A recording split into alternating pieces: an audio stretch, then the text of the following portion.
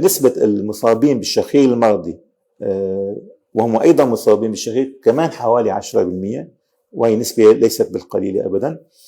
الأساس بهذه المشكلة أنها تؤدي إلى أمراض مختلفة مثل ارتفاع التوتر الشرياني، جلطات القلب، الجلطات الدماغية.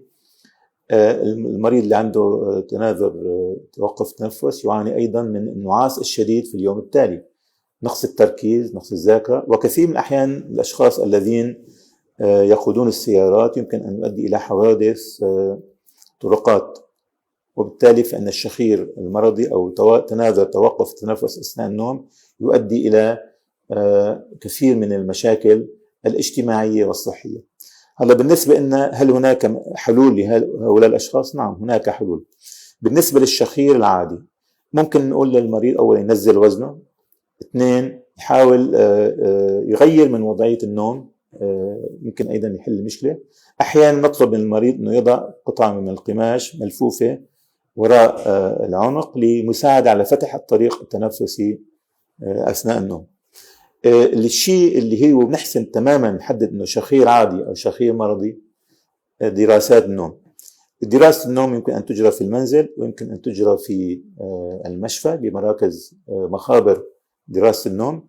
يتم من خلال دراسة الشخير تصوير المريض أثناء النوم بقياس الأكسجة، وبالتالي نحصل بالأخير على عدد مرات توقف التنفس أثناء النوم ليلا.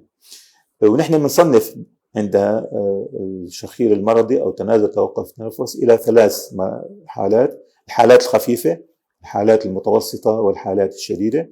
بالنسبة للحالات الخفيفة يطلب المريض تغيير كما ذكرنا